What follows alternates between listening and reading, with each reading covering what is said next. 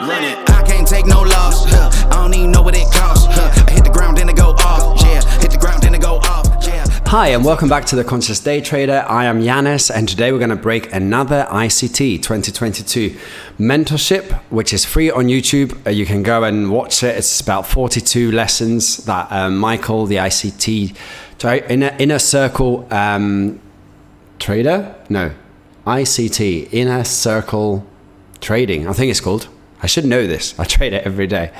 But anyway, today we're going to break down the pound dollar. We're back on the pound dollar. We did a bit of an experiment in trading the Aussie USD, which was fun. And I actually did trade it today as well. But today we're going to break down yesterday's trade on Tuesday, which was on pound dollar, like we said, on the 7th of March. Very, very, very clean setup. Yes, we like clean setups. It was only 5 trades, so 2 main trades and 3 repositions. So super easy day, and we do like an easy day. And we're going to look at TradeSync actually. Actually, let's go on Fivers. The Fivers, which is the prop firm that I'm trading for, the $175,000 account. We're going to jump onto our Fivers account, a live account, which is now sitting at 185,000. I'm currently in a trade on the pound dollar, as you can see. This is for today. So today is Wednesday.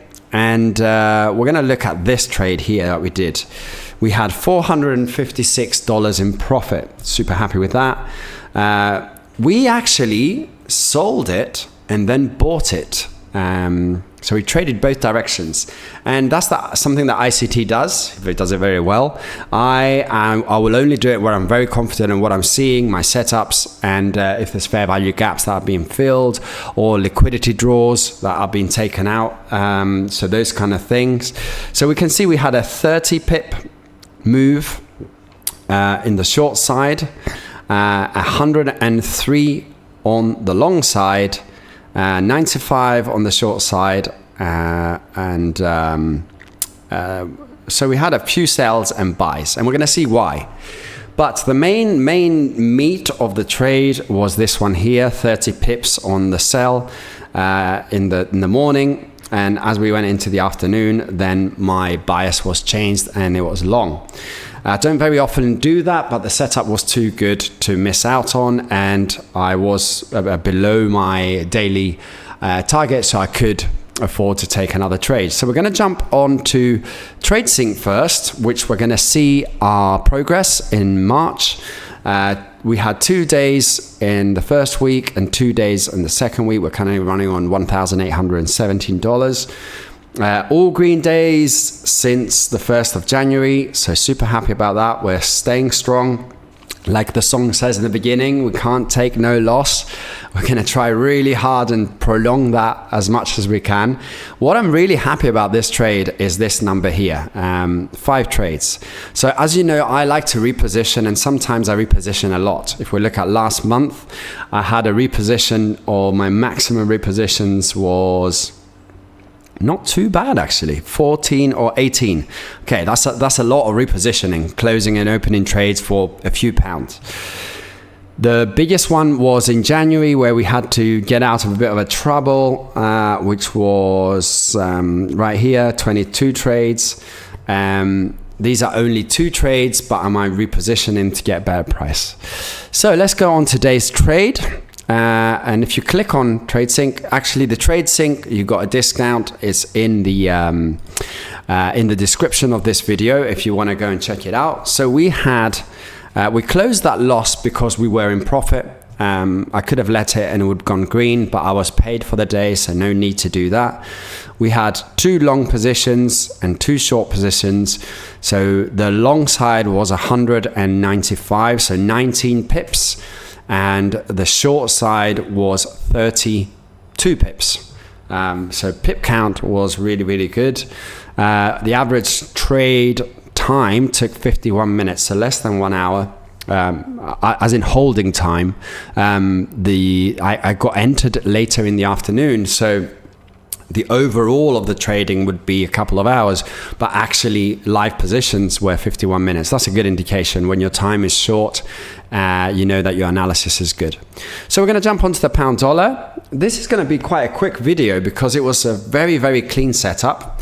I cleaned out, because I was coming back fresh from trading the Aussie dollar, if you've seen that video, which I was trying to trade the Asian market. I was seeing this at the time, and let's check what time. We're in Singapore time, so let's go back into London. So we're back in London time, so we've got, this is 7:15. What did I see here? Why I think this is the cleanest you're going to see about a liquidity pull.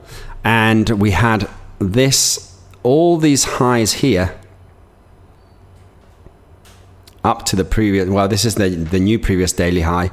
But all these buy-side liquidity taken out at the end of the Tokyo session in the pre-market, and as the market opened, it broke up. This is the 15-minute candles, and touched the where we now have the previous daily high. So it broke. If we look at what the previous daily high was for this day, it would have been down here. So it broke the previous daily high and created now the high of yesterday. So we knew that we're in a super premium price. What do we know about super premium price? We're looking for shorts. Overall in the pound, I am a bit more biased short than long. And then we put in here the worst case scenarios. Where is the price going to go? If I'm wrong, if this doesn't, because you can see there the best entry, my entry was where it says best entry, shorting this. If I'm wrong, where is this going to go, be going? The areas that it's going to be going is to the previous swing highs, this swing high, this swing high, and eventually up this swing high. So I was planning for my entries to work our way all the way up here. But that didn't happen, and I got paid very quickly, as you can see. Boom, crashed down, gave me my 30 pips from here to there, and I killed the trade. Could I have held it? Yes, but what did we get here? We were hitting these previous lows here, and if this move was coming from a retracement, filling these fair value gaps, pushing higher, filling these fair value gaps, pushing higher, if this is not a correction or change of character and it's going higher, why let 30 pips go? Yes, you could have put a stop there, but a trailing stop, but that would have been taken out.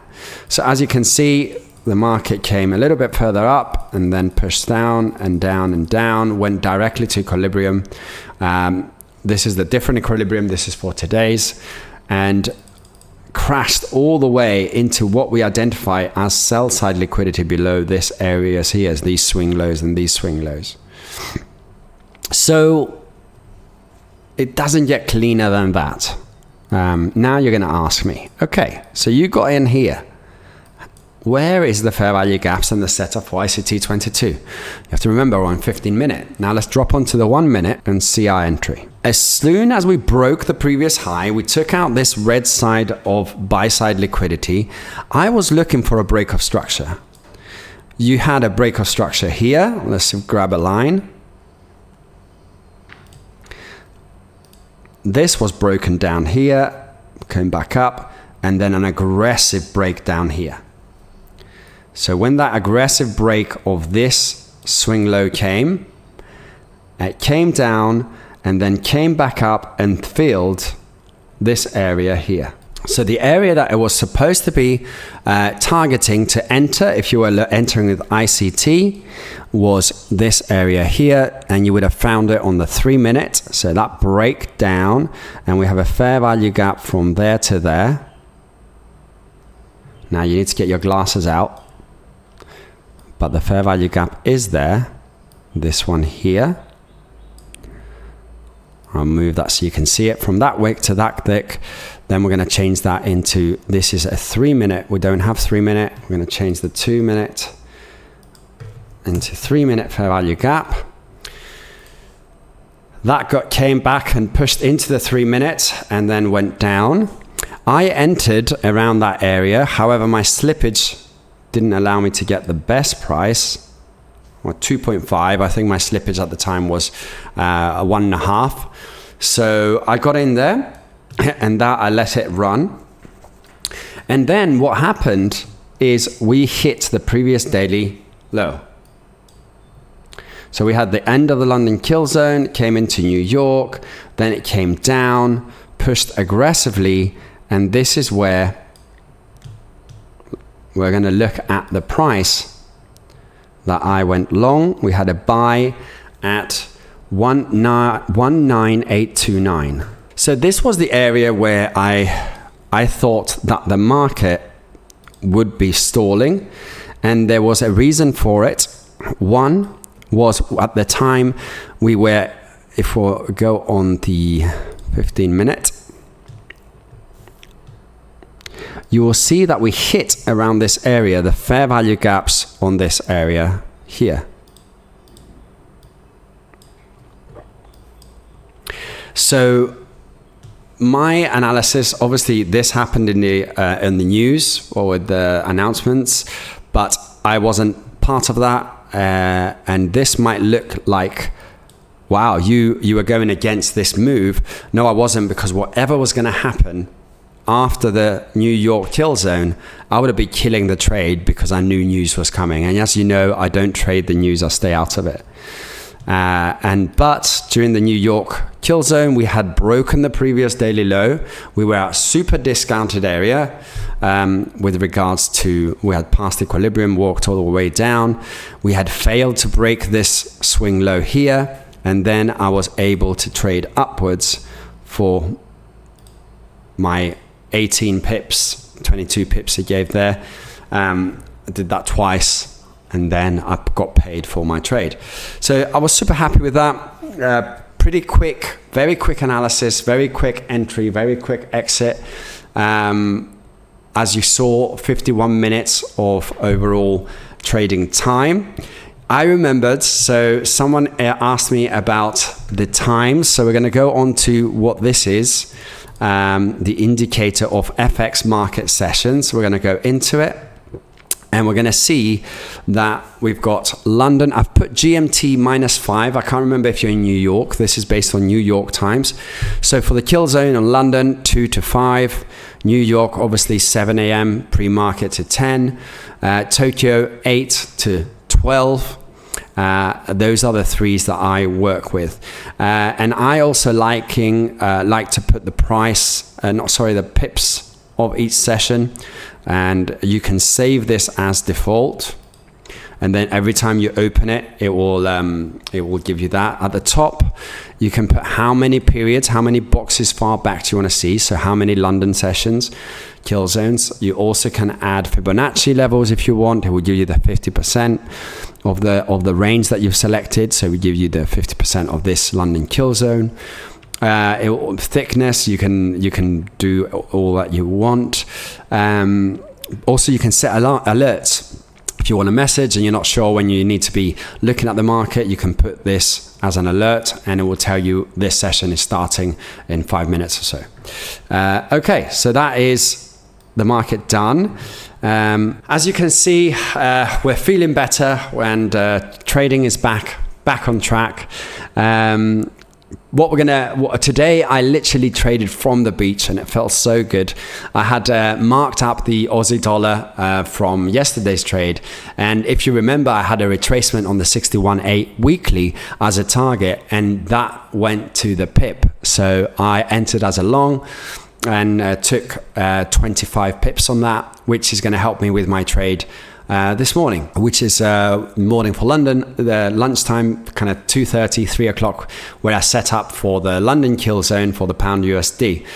So there you have it. Make sure you like and subscribe to the channel, because I post these every day, and I try to reply to every single comment. It might take a bit longer, as now there's getting a few more people that are interested in what we're doing. Make sure you join me on Instagram. I post regularly on Instagram. You can see a bit about the life in Bali, how I created my financial freedom, how I'm living the life of my dreams with my family here, my son. And that might be an inspiration for you. And maybe one day we can meet in Bali, in Canggu, in the area where we are, to have some trading sessions together. Who knows? Make sure that you're doing everything in your power to make that happen. You have to make it a priority if that's what you want to do. If you're happy where you are, that is still okay, and you don't need to be coming all the way to the other side of the world. I'm sure there's, well, in Greece, for instance, there's an amazing beaches where you can go, but you won't have the 30 degrees that we have here all year round. If you have any questions about ICT or how I manage my trades and so on, you can always drop them in the comments and I try and reply. That being said, I'll see you tomorrow for another pound USD dollar. Let's keep those green days coming, and catch you later. I can't take no loss.